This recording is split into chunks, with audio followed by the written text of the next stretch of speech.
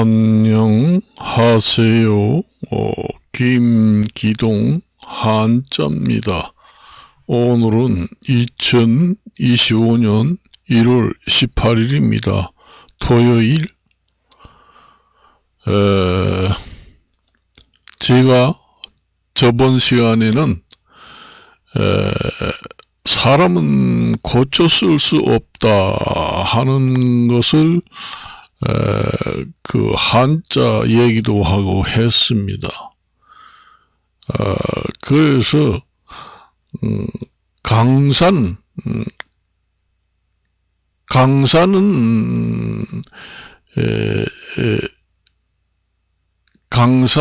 이제 그 고칠 수가 있다는 얘기지요. 그러니까 사람은 이제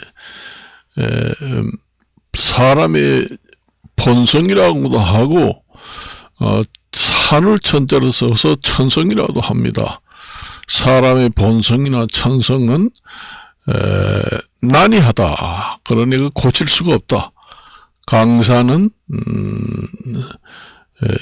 천계가 가능하다. 그런 얘기입니다. 그래서 물강자, 매산자는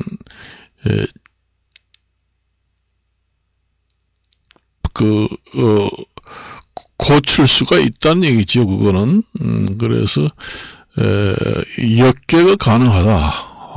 고쳐서 바꿀 수가 있다. 그래서 강산, 역계, 그 다음에 본성, 난이, 이렇게 옛날에 그 한자가 나와 있습니다. 우리나라의 그 속담으로는 3살 버릇이 80까지 간다. 이런 얘기. 그 다음에 천성은 버릇은 개한테도 못 준다. 그런 얘기가 나와 있지요. 그래서 강산 천계, 강산 역계는 됩니다. 그렇지만은 본성 난이 어렵다. 고쳐서 쓰기는 어렵다. 그래요.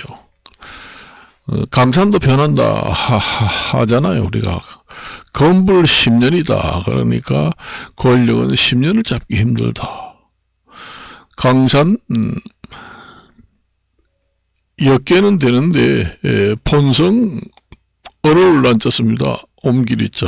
그래서 본성 난이 이렇게 되어 있습니다. 그래서 그 천성이라고 하는 그 하늘 천자에다가 품성성자를 씁니다. 그러니까 사람의 목숨도 1000명이다 이런 얘기 하잖아요. 사람 목숨도 어찌할 수가 없다는 얘기입니다. 그래서 하늘 천자가 들어간 것은 하늘에 맡긴다는 얘기입니다. 이게 마음대로 하지 못한다. 그러니까 고칠 수도 없고 이룰 수 없다. 그래서 사람의 그 본성, 천성은 사람이 고칠 수가 없다는 얘기입니다. 그래서 하늘 천자 써요. 그래서 사람의 목숨은 자기가 마음대로 할 수 없다. 그걸 갖다가 우리는 수명 또는 1000명이다. 사람의 목숨은 하늘에 달려있다. 그 얘기입니다. 그래서 하늘 천자 목숨명자 씁니다. 그래서 사람의 그 품성도 천성이다. 그렇게 하늘 천자 품성 선자를 씁니다. 그래서 하늘에 맡기는 것이지 사람이 교화를 한다든가 아니면은 지도를 한다든가 수양을 한다든가 해서 완전히 100% 바꿀 수는 없다. 바꾸어서 옮겨 쓸 수가 없다. 그 얘기입니다. 그 하늘 천자 쓰는 의미가 그런 데 있다는 얘기죠. 그래서 우리가 씁니다. 그 보통 우리가 사람이 이제 발목 상대라고 이제 하는 것은 옛날에는 그 천성 얘기가 아니고 어떤 사람들은 사람도 바꾸어 쓸 수가 있다 이렇게 주장하는 그 반론을 하는 사람도 있습니다. 그게 말하자면 옛날에 그 사람의 본성은 태어날 때부터 착하고 착하다, 악하다, 악질이다. 그런 거하고는 조금 차원이 틀립니다. 약간 원래 태어날 때마다 그건 아직까지 추정에 불과합니다. 확정이 불가능하지요. 사람 속에 들어가 보지 못하지. 그래서 사람도 죄를 짓기 전까지는 무죄 추정주의를 주장을 하지요. 그러니까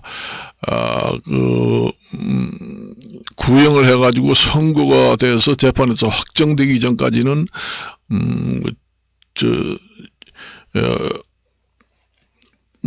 무죄 추정주의를 얘기합니다. 추정을 한다. 일단 무죄로 추정하고 한다 그 얘기입니다. 그래서 우리가 국민의 마음을 천십이라고 합니다. 민심, 여민.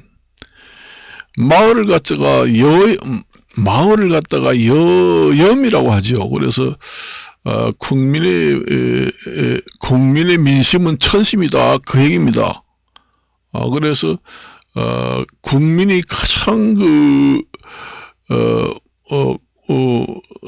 마지막 보루다 그런 얘기입니다. 이게 민심은 천심이다 그런 얘기 하지요. 그것도 하늘천자 씁니다. 그러니까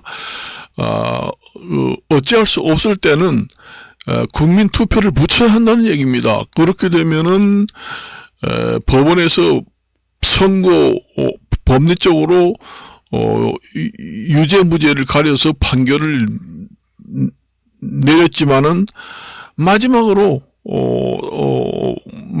가장 천심 민심을 이용해서 마지막으로 그 국민 투표에 붙인다는 얘기죠. 그렇게 되면 사법기관도 부담이 덜 생기고, 그 다음에 국민들이 통합도 어느 정도 됩니다. 국민이 자기가 직접 뭐 뽑은 대통령이라든가 이런 걸 직접 결자 해지 차원에서, 국민이 또 탄핵을 하든지 말든지 결정 지어 놓으면은, 국민이 했는데, 누가 국가기관이 무법천지다.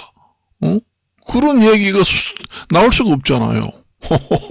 그러니까 입법, 사법, 그 삼권 분립의 기관들도 면피형도 됩니다. 그래서 국민의 눈치를 더욱더 보게 돼요. 그렇게 되면은 29번이나 되는 그 탄핵도 하지 못합니다.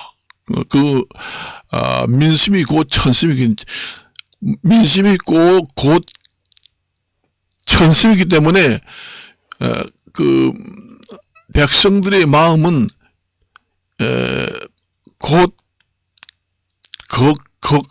백성들의 마음이 곧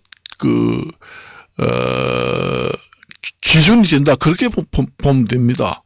그래서 백성들의 그 여론이라든가 민심이 천심이니까 하늘천자 쓰기 때문에 모든 것에 우선하고 마지막 보루의 그 판결이다 그렇게 보시면 됩니다. 그래서 국민들이 올바르게 판단이 되지 않고 잘못된 투표를 해서 판결이 났다고 하더라도 그거는 천심이기 때문에 그대로 따라야 한다는 얘기예요. 그거는 반드시. 그 천심이라는 게 그래서 하늘천자를 씁니다. 하늘천자 쓰는 거는 천명, 천심, 천성 그 얘기예요. 변할 수가 없다. 그 민심은 천심과 하늘천자 쓰는 거는 그 최고의 그 올바른 방법이다. 변함없이 그런 얘기입니다. 그래서 제가 국민투표에 붙이는 것은 국민 통합도 어느 정도 이루어집니다. 국민들이 뭐 갈라치기 하는 것도 아니고, 갈라치기 한다는 것은 뭐 입법, 사법, 행정기관에서 여론을 조성해가지고 국민을 갈라치기 해가지고 이용한다, 이런 것도 면할 수가 있고, 또 뭐 탄핵이라든가 이런 것을 치르면서 국민들이 상처도 덜 받게 됩니다. 그리고 국회의원이나 입법기관이나 행정기관이나 사법기관도 국민을 더욱더 무섭게 생각을 하고 국민의 눈치를 보기 때문에 함부로 탄핵을 29번이나 발의하고 그렇게 하다 보면은 국민한테 엄청나게 그 나쁜 영향이 간다. 이렇게 해서 보이지 않는 그 감독, 제재가 된다. 제도, 그 헌법에 없어도, 자동적으로 제재가 됩니다. 이렇게 탄핵을 19번, 30번 하면은 이것으로 무슨 일이 생기면은 안 돼. 국민들이 눈이 채워 무섭구나. 올 수도 됩니다. 그런 효과도 있다는 얘기예요. 그게 가장 최선의 방법입니다. 하늘천자가 들어간 것은 변함이 없다. 가장 지엄한 결정이다. 그렇게 보시면 됩니다. 그걸 내가 오늘 아침에 얘기하고 싶어서 이제 하는 거예요. 그래서 중국의 그 고서에도 나옵니다. 그래서 사람의 그 천성난이다.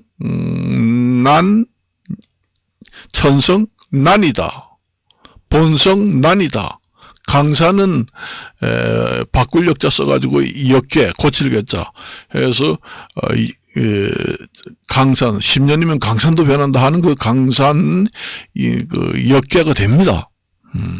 그래서 보통 사람을 바꾸어 쓸 수도 있다 하는 것은 완전히 그 본성을 100% 바꾼다기보다도 수면 아래로 잠잠하게 숨어서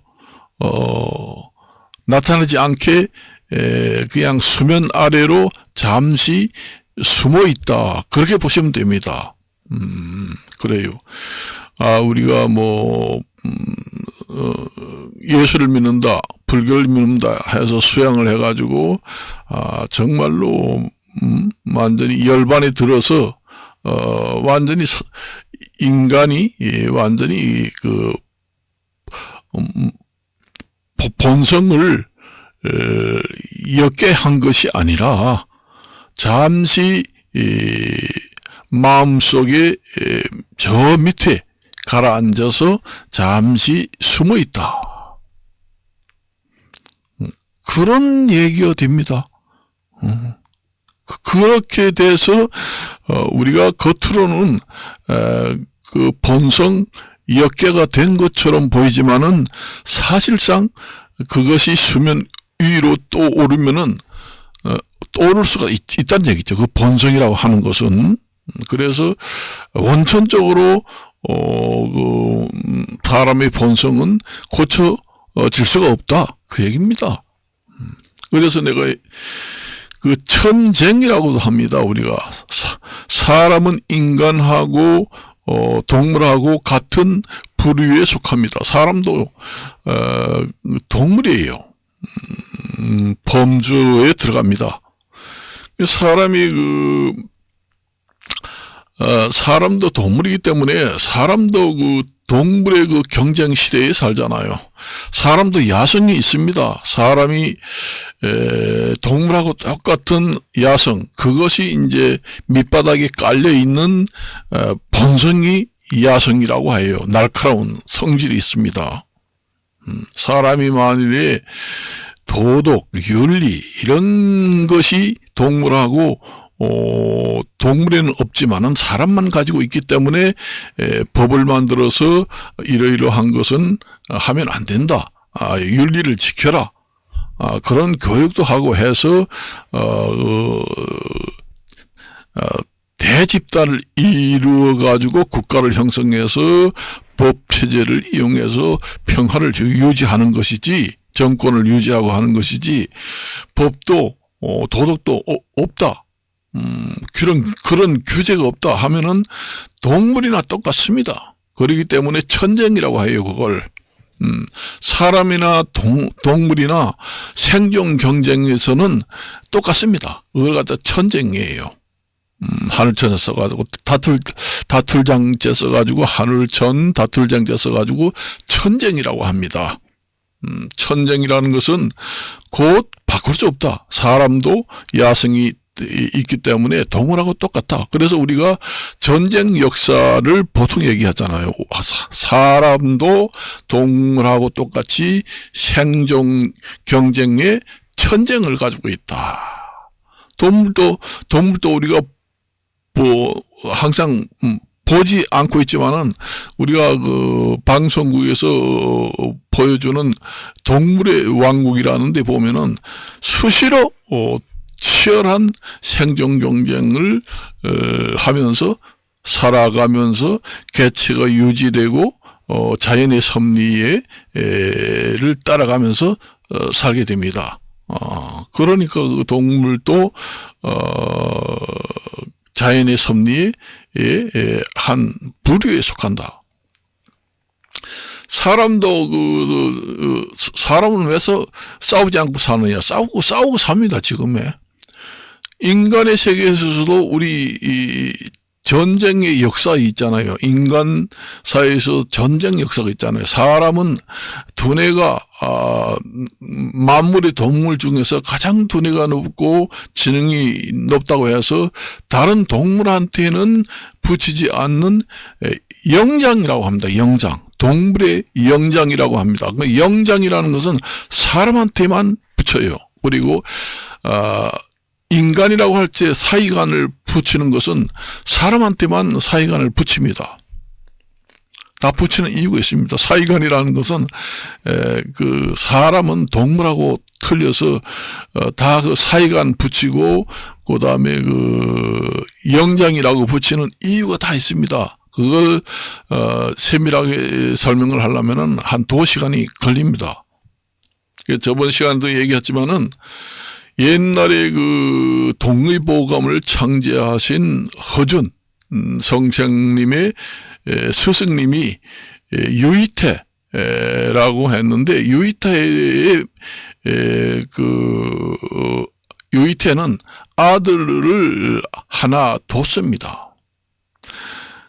그래서 유이태는 아버지 그 대를 잇겠다 해서 눈너머로 어깨너머로 의학을 배웠지요. 그렇지만은 그 유이태 그 아버지는 자식의 본성이, 그러니까 그 천성 본성 본성 난이다, 이걸 얘기하는 겁니다. 그래서 그 천성 자체가 기본, 그걸 갖다가 우리가 보통 얘기할 때 기본 자세가 본 마음이 틀렸다. 그러니까 허준이 같은 경우에는 긍휼이라고 합니다. 긍휼심이 있다. 그것을 사람의 본성이라고 봅니다. 그걸 또 올라가게 되면 4단 7정으로 이제 올라가게 됩니다. 옛날에 이황성생이라든가 그 다음에 그런 사람들까지 이제 올라가게 되지요. 그래서 옛날에는 그래서 허준이는 긍휼심, 그러니까 긍자가 자랑할 긍자라는 뜻도 있지만 다른 뜻도 있어요. 그리고 휼자는 그게 이제 한자의 1급 한자 배정 한자에 나오는 불쌍할 휼자입니다.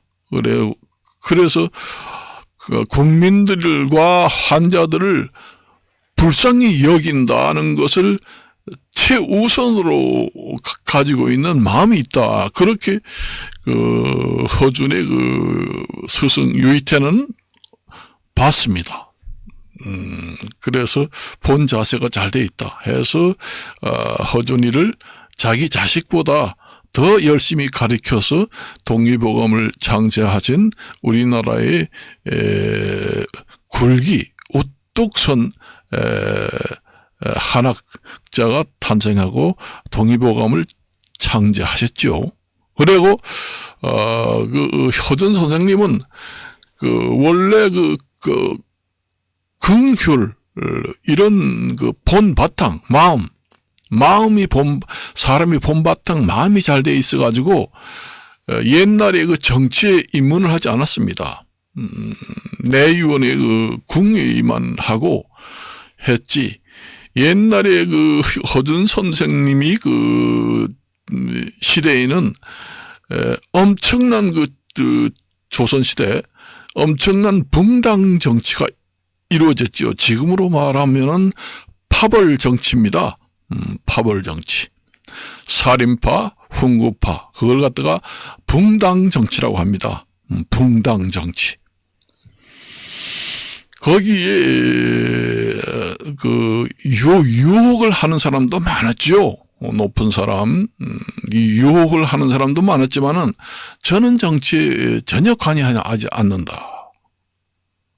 그래서 죽을 때까지 고사를 하고 물리쳤습니다. 그래서 그런 내가 허준 우리나라의 독립보감을 창제하신 허준 선생님을 가르치신 스승 유이태 그분의 사람의 됨됨이를 본다 하는 것이 사람의 천성입니다. 그래서 옛날에는 사람은 처음에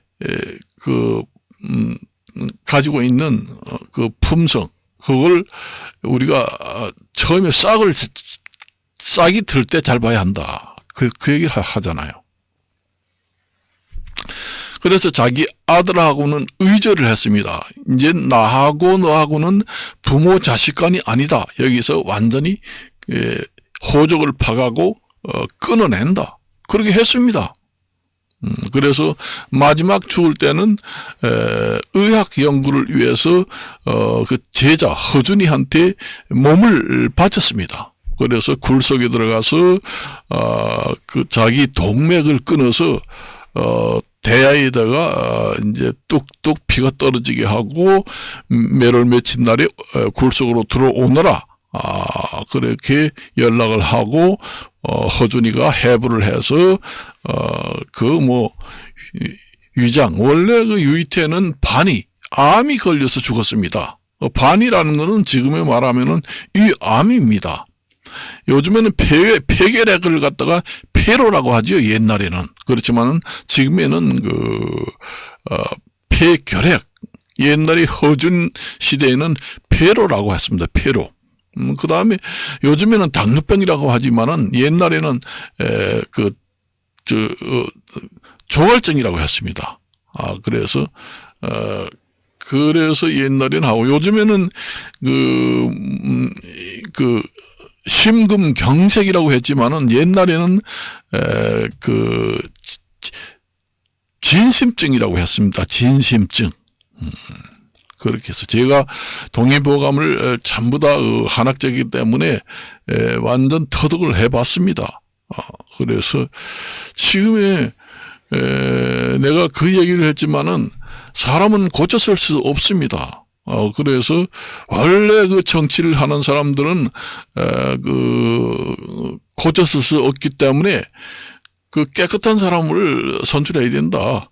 그래야 과격한 정치를 하지 않고 좀 더 이성적인 생각으로 정치가 잘 이루어진다. 그 얘기가 이어진다고 얘기했습니다. 내가 저번 시간에 얘기했지만 그전 뉴스를 보니까 우리나라의 정치인이라고 하면은 꼭 국회 산부 요인들의 얘기하는 게 아니라 기초잔치 이 뭐 시의원, 뭐 구의원, 뭐 이런 아주 기초적인 단체에서 그것도 하나의 정치라고 할 수 있죠. 그런 사람들의 전부 다 통계를 내보니까 그 좋지 못한 일을 해가지고 좋지 못한 일을 해가지고 범죄를 저질러가지고 전과자들이 수두룩하더라. 그렇게 이제 돼 있더라고요. 그게 이제 제가 얘기했지만은 사람은 고쳤을 수 없다 하는 거하고 연관이 돼 있죠. 그래서 국민 투표의 중요한 사항은 마지막으로 국민 투표에 붙여야 한다 하는 얘기도 천심 때문에 제가 거기에 놓은 거에 의해서 얘기하는 겁니다. 그래요. 국민의 여론, 국민의 그 뜻은 천심입니다. 그렇기 때문에 가장 존엄하고 우리나라의 가장 법 중에서도 최고의 법, 그렇기 때문에 제언제를 할 때는 지을제자를 쓰지 않습니다. 지을제자라고도 하고 컨트롤할 제자라고도 하지요. 규제가 너무 강하고 제재가 너무 강하다 할 때 쓰는 그걸 우리가 보통 만든다 할 때, 제조할 때는 그 제자에다가 밑에 옷의자를 쓰죠. 그렇지만은 제언지라고 할 때는 지을 제자를 안 씁니다. 바로 옷의자를 집어치우고 그것만 쓰게 되죠. 그게 원인이 뭐냐? 그게 만일에 한국에서 최고의 법이라고 하는 헌법입니다. 가장 기본이 되는. 그래서 우리가 헌법 조항에 보면은 모든 권리와 주권은 국민으로부터 나온다 하는 것이 바로 천심입니다. 그게. 천심에서 나온 것이 바로 헌법의 가장 상단에 나오는 항목이 되었습니다. 그런 의미가 깊은 뜻이 있어요. 그런 깊은 뜻이 있기 때문에 우리가 법 제도라든가 시스템 이런 것도 거기에 근거를 해서 마련해야 된다. 그런 얘기를 하는 겁니다. 제가. 여야를 떠나서. 그렇게 되면은 국민들이 분열하지 않잖아요. 국민들이 저렇게 시위할 필요도 없잖아요. 국민들이 투표해가지고 마지막 탄핵 결정은 국민이 결정해라. 결자 해지. 국민이 뽑았기 때문에 결정을 해서 국민이 뽑았기 때문에 결정한 사람이 해결해라 하는 것이 결자 해지 원칙에 의해서 국민한테 투표에 부의를 한다는 얘기입니다. 그 얘기예요. 가장 존엄하다.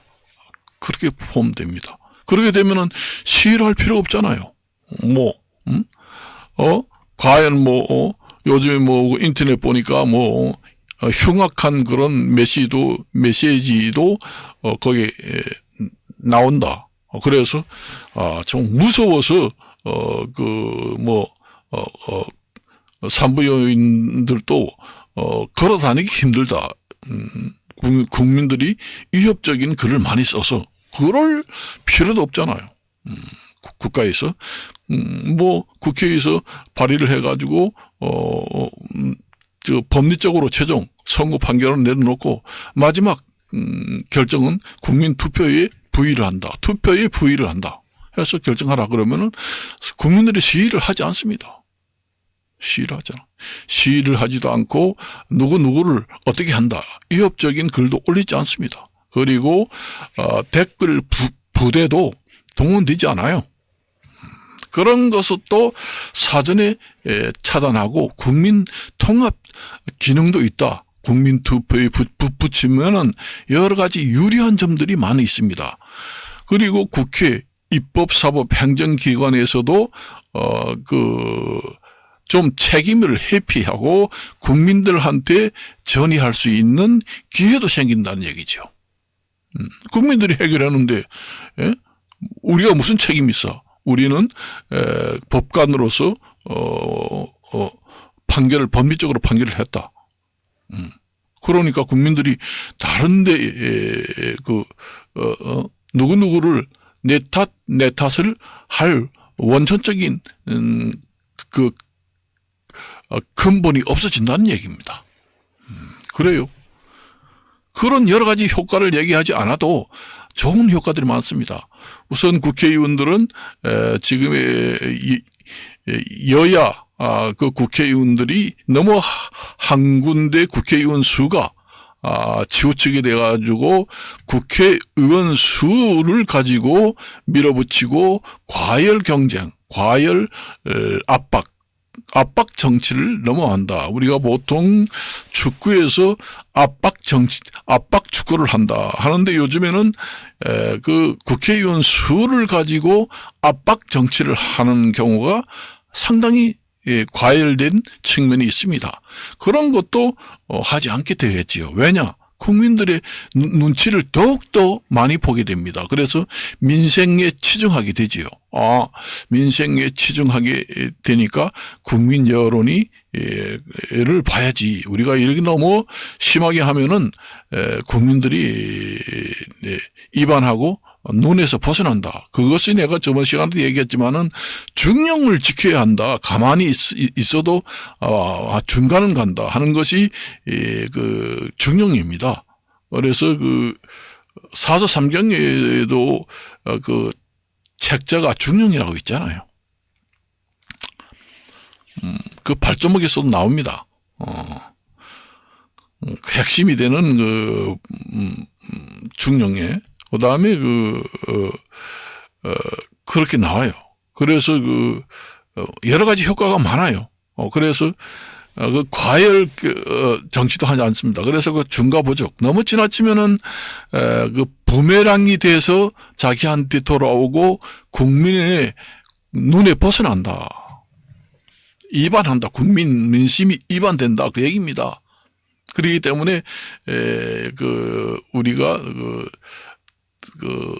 29번에 걸쳐 탄핵이라든가 그다음에 여러 가지 할 거는 해야 되겠지만은 너무 심하다 하는 그런 것은 하지 않을 겁니다. 그런 법조항에는 없지만은 보이지 않는 그 법조항이 새로 생긴다는 얘기예요. 그것이 가장 장점이라고 하고 메리트라고도 할 수가 있습니다. 그리고 책임을 국민한테 어느 정도 전가하는 법원에서 판결을 하기보다도 국민한테 책임을 전가하는 경우도 생기고 그렇습니다.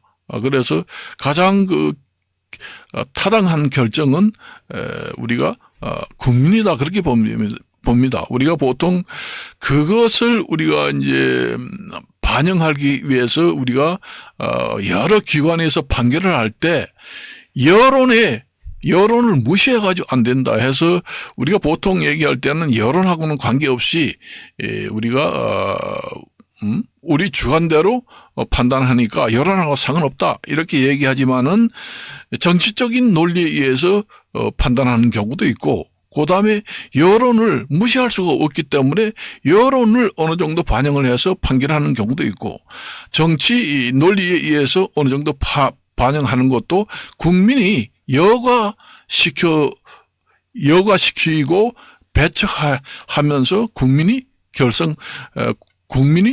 투표로 결정하는 경우도 생기고 여러 가지 효과가 있습니다. 얘기를 하지 않아도.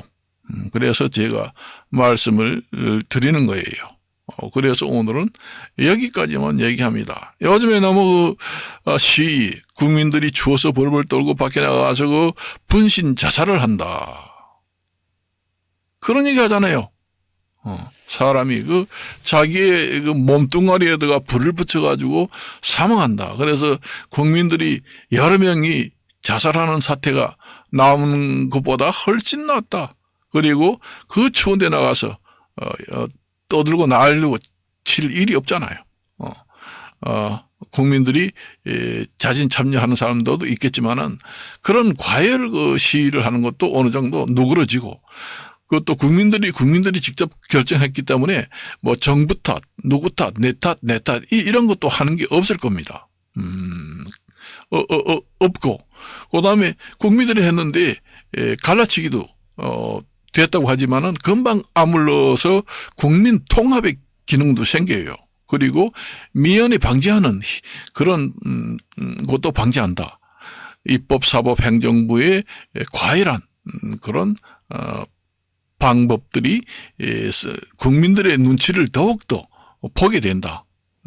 그런 측면이 있습니다. 그리고 저번 시간에 때 얘기했지만은 그 삼권 분립 중에서 가장 그 힘 있는 것은 행정부가 돼야 된다. 그런 얘기입니다. 행정부가 어느 정도 약하게 되면은 그 입법기관, 사법기관이 둘이 뭉쳐서 행정부를 압박 정치를 하면 되거든요. 사실은 되는지 안 되는지는 모르지만은 그 행정기관이 삼법 분립 중에서 가장 약하게 되면은 항상 이런 현상이 생겨요. 그렇게 되면은 그 각종 그 추진 동력이 없어지고 그 단절 정치가 된다. 그걸 갖다가 우리가 정치의 영속성이 단절된다. 그리고 반세력들이 달라들지 않습니다. 반세력들이 이제 이렇게 난리치지 않지요. 아무래도 정치를 하다 보면은 반세력들이 자동적으로 생깁니다. 어느 나라라고 반세력이 정치의 반세력들이 없겠어요. 다 있습니다. 전 세계는 없는 게 없습니다. 그 공동 이익 집단, 그걸 카르텔이라고도 보통 얘기하잖아요. 어느 국가나 다 있습니다. 그래서 이제 국민들을 대상으로 이제 여론 조장, 아니면 국민들 포섭, 이런 것이 더욱더 많이 일어나겠지요. 만일에 국민 투표에 붙인다고 하면은, 그래서 이제 여러 가지 우리가 100% 좋은 것은 없지요. 사실상. 그래서 우리가 그런 것도 중요한 일은 그렇게 국민한테 그 결정권을 넘기고 또 여러 가지 제도를 통해서 보완도 하고 그렇게 해야 된다고 내가 저번 시간에 얘기했잖아요. 우리나라에서 행정부에서 행정을 하다가 더 이상 바로잡을 길이 없고 좀 강력하게 압박 정권을 잡은 정부가 압박 정권, 좀 더 강력한 정권을 발휘해서 추진 동력을 얻으려고 해보니까 뭐 요번과 같이 비상계엄령 하나밖에 딱 없다. 이것은 무조건 발령을 하면은 완전히 무거운 죄가 성립된다. 그렇게도 그런 내용을 알면서도 부득이하게 불가항력적으로 발효를 하는 경우도 생긴다는 얘기죠. 그러니까 내가 저번 시간에도 얘기했지만은 1단계, 2단계, 3단계, 5단계 해서 비상계엄령도 단계별로 좀 대통령이 책임이 없게 정말로 어려운 행정 통치 행위에 상당한 어려움이 있다 할 때 대항력으로 이제 계엄령을 선포할 수 있게, 그렇게 되면은 국가의 통치 영속성의 단절이 없고 추진 동력이 엄청나게 세게 해서 좋은 결과도 낳는다는 얘기죠. 그래서 제가 그걸 얘기한 거예요. 지금의 내가 뭐 계엄령이 발령돼 가서 이것이 죄가 있다 이것을 얘기하는 것이 아니라 앞으로 우리나라 장래를 봐서 그렇게 돼야 한다, 그 얘기입니다. 그 대항력이라는 게 마지막 맞보루 정치라고 합니다. 그걸 대항력 있는 행정 정치를 압박 정치를 하기 위해서 마지막 수단의 대항력 그 통치 행위를 할 수 있는 그런 제도적 장치를 마련해야 된다. 그런 얘기를 저번 시간에 했죠. 그래서 오늘은 여기까지만 얘기를 하고 마칠까 합니다. 안녕히 계십시오.